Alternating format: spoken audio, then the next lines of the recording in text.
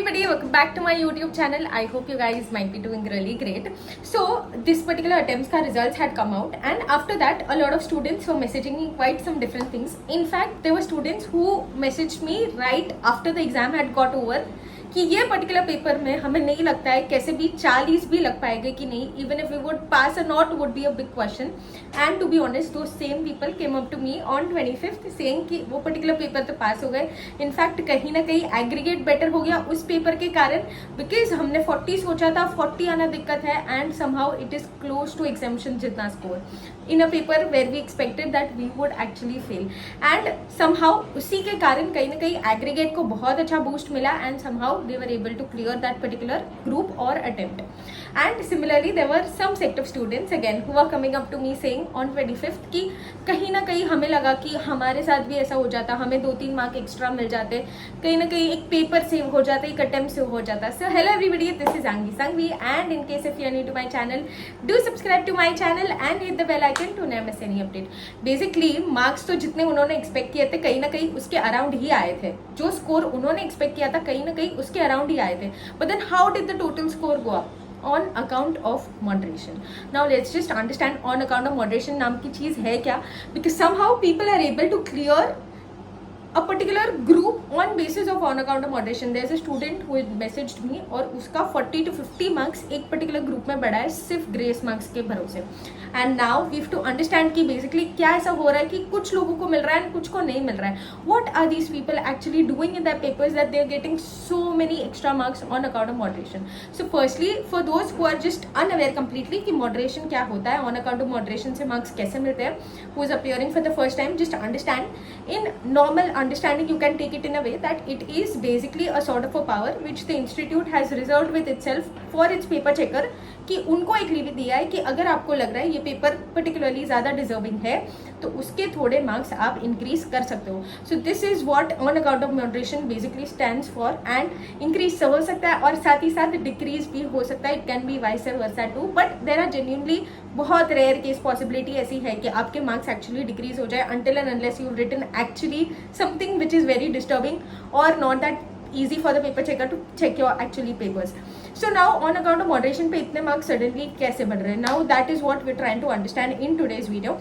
Now after seeing these many papers and after hearing from these many people, I have certain things which I have understood and जो मैं चाहती हूँ आप समझ लो, because in the upcoming attempts you should have in your mind that these are the things that I need to be extremely careful about.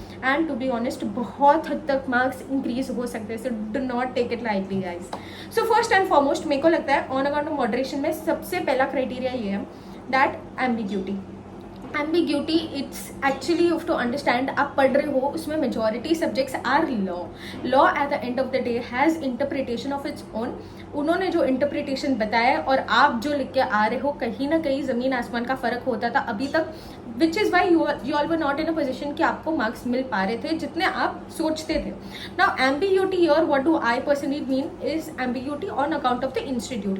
Now there might be certain things that might lack on the part of the institute which is a very rare case कि कहीं ना कहीं printing में कुछ error हो गया या तो कहीं ना कहीं कोई ऐसा एमसीक्यू है जिसमें दोनों ही आंसर सही बन रहे हैं. Now these are very rare case situations, but now what happens in these kind of situations is that you just have to attempt. अगर ये एम्बिग्यूटी बाद में जाकर बाहर निकलती है, डिस्कवर होती है, somehow they consider that maybe they might not give marks for that particular answer, पर कहीं ना कहीं ओवरऑल टोटल में इम्पैक्ट होता है ये सारी चीज़ों का. So now ambiguity on account of institute that there is some ambiguity in the question. Secondly what I feel ambiguity is usually in case of case study based questions. Now you have to understand that institute has started changing its trend and बहुत ज़्यादा हद तक case study based practical questions पूछे जा रहे हैं majority of the papers में. Now case study based questions में क्या होता है ना, law at the end of the day has its interpretation. कहीं ना कहीं अगर मैं वो प्रोविजन पढ़ूंगी तो मुझे एक अलग इंटरप्रिटेशन लगेगा जो 90% शायद आपके इंटरप्रिटेशन के साथ मैच होता भी हो और ना भी होता हो. So this is the particular thing about interpretation. Now that interpretation what they want you will understand only after the suggested paper is come out of that particular attempt. But यहाँ पे what I am trying to say is अगर आपने जो interpretation लिखा है कहीं ना कहीं if that is different then what they are wanting in their suggested but it's still logical and it's still making sense, कहीं ना कहीं कंसिडर होता है. Now you have to understand there is a particular format in which they are giving you marks. पहले तो होता है provision लिखो, उसके बाद फैक्ट्स ऑफ द केस लिखो और उसके बाद कंक्लूजन लिखो. This is basically how case study based normal questions go like. Now just understand that firstly if you have written provision which is absolutely correct, ठीक है, आपने प्रोविजन का दिमाग अच्छे से स्ट्राइक किया कि ये केस स्टडी में यही प्रोविजन लगना है. Somehow you've been able to be in a position कि you've written the provision very well. Secondly, you've mentioned the facts of the case, उसको relate करके बता दिया कि इस केस स्टडी में कैसे जा रहा है. कहीं ना कहीं कंक्लूजन और इंटरप्रिटेशन आपका थोड़ा अलग हो रहा है compare to them. There is still a chance कि काफ़ी हद तक कंसिडरेशन मिल सकता है. Now this is what I am trying to tell you. At the end of the day these many papers that I have noticed, I have understood that ये जो marks जिनको इतने ज़्यादा मिल रहे हैं ना, पहले तो वो सब ने 100 मार्क्स का पेपर लिखा है. मैक्सिमम अटेम्प्ट करने की कोशिश करो because it shows and speaks volume of you as a student. Now today if I show you any paper, if you are a paper checker और आप देखते हो भाई इसने पूरा 100 मार्क लिखा है 3 घंटे में कैसे भी मैनेज करके, it shows that you are not here just for time pass से कि वो योर की जेन्युइनली क्लियर करना है. इट शोज अगर नहीं भी आ रहा है कुछ ना कुछ खुद का लॉजिक लगा के लिखो. There might be 10 out of 9 questions that you might be in a position की बहुत अच्छे से आ रहे, एक आध दो का यहाँ वहाँ हो सकता है, but what matters is how you present that, how you right that. So this is what I personally feel. सबसे बड़ा टेक अवे तो ये है कि पूरा 100 मार्क का पेपर लिख के आओ.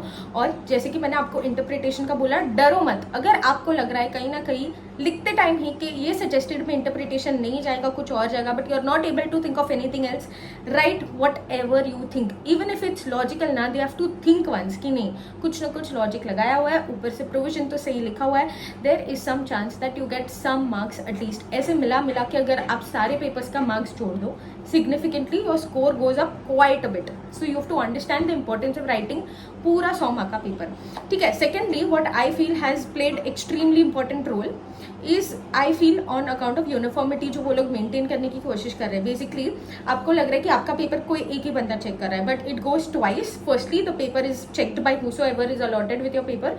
That person will check according to him कि उसको क्या लग रहा है कि अच्छा ये पेपर में अच्छा लिखा है नहीं लिखा है, उसके बेसिस पे उसने मार्क्स दे दिए, उसका मॉडरेशन भी उसने खुद के हिसाब से दिया. After that what happens is your same paper goes to the second person and then that second person checks again कि देखते हैं कि अच्छा okay this is how the first person has allocated marks. एंड इफ वो समझ के आ रहा है उसको कि पहली बारी जो चेकिंग हुआ है वो बहुत ज़्यादा स्ट्रिंजेंट चेकिंग है, तो कहीं ना कहीं वो कंसिडरेशन में आता है और वो लीवर मिलता है. So this is what I am trying to tell you guys, that I use to tell you guys कि कहीं ना कहीं मन बना के जाओ पहले से कि 7 पेपर्स है, सब के सब ईजी पेपर्स नहीं होंगे in any attempt, because then the actual thing of professionalism goes into the like goes out of the picture if there is nothing which is little difficult, right. Now understand 7 में से एक आध 2 papers, कहीं ना कहीं एक paper ऐसा होगा जो आपको डिफिकल्ट लगा है, बाकियों को शायद नॉर्मल लग सकता है, एंड कहीं ना कहीं एक पेपर तो ऐसा होगा जो जेन्यूनली ही थोड़ा हटके होगा, out of the box paper होगा. So now in these kind of papers what I try to tell you guys again and again is they also know that this paper is something exceptional compared to all other papers. उनको नहीं पता चल रहा है क्या, उनको पता है.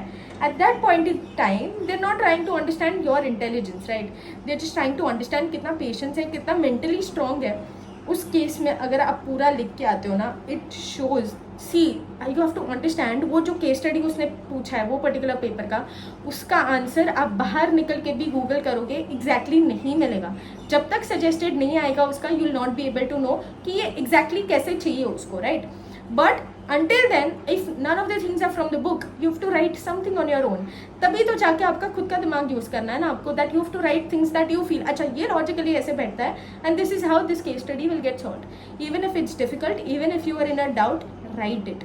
If you write it, there's a lot more scope, then things actually get better. And ये तो एक criteria मैंने सोच लिया है, मैंने देख लिया है that if you write 100 marks, then your scope of getting grade score somewhere increases to a good extent. Lastly and most importantly what I feel is on the thinking of the institute कि ये particular attempt का हमें कितना passing percentage निकलना है.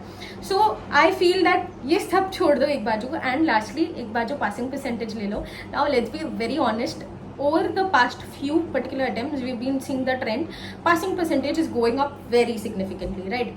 So now I feel इतना डरने की बात नहीं है, because usually they're trying to like make the passing percentage really good. But now that's the thing. This particular attempt they might remove 30%, फिर आके वो लोग 20%, and that's how there's a change in the statistics, and that is how I feel passing percentage plays extremely important role. अगर उनको चाहिए कि इतने percentage students qualify हो ही हो, इतने लोगों की demand है, now we need more company secretaries to get into the market, they will increase the passing percentage, and कहीं ना कहीं grace marks का बहुत ज़्यादा score वहाँ पे बढ़ सकने की बहुत हद तक चांसेस है. So this is what I feel until a very long time, just like you guys. Even I used to think that कुछ नहीं, मेहनत कर, सिर्फ अपनी मेहनत पे सब होता है. But it's actually in all walks of life कहीं ना कहीं थोड़ा लक फैक्टर रोल प्ले करता ही है कि क्यों मुझे नहीं मिला और क्यों मेरे दोस्त को मिल गया and all of that. But I am just trying to make it a point that for you to understand that कहीं ना कहीं यू हैव टू अंडरस्टैंड कि फेयरनेस वाला भी मैं पॉइंट आपको बोल रही हूँ. दूसरी बार जब पेपर चेकर के पास जा रहा है, कहीं ना कहीं अगर वो पेपर देखना बहुत ईजी हो रहा है, देखना in the sense that everything is presented well, accurate, everything is in a set format. Case study है तो उसके फॉर्मेट में लिखा हुआ है, अगर कोई भी चीज़ है पॉइंटर्स फॉर्मेट में लिखे हुए, सीक्वेंस मेंटेन करके रखा हुआ है, all of these things. Paper presentation पे डाउट हो तो please do watch my videos, in detail discussions हुए. All of these things make it actually easy for the paper checker to see your paper. So now these are the things which I feel play extremely important role. ये मैं समझ पाई हूँ. So कहीं ना कहीं luck has its own role to play in case of grace marks, I feel personally. but कहीं ना कहीं मुझे ये लग रहा है कि आप इन चीज़ों का एटलीस्ट ध्यान रखोगे ना, कहीं ना कहीं there's a scope that your actual total goes up to a very good extent. so I just want you guys to understand this for your upcoming exam. जो हुआ उसको भूल जाओ अभी के लिए, just focus on what you can. so I hope this video has helped you guys. if you still have any other doubts, you can still mention in the comments, and until then, study well. I'll soon see you guys with another video. Bye.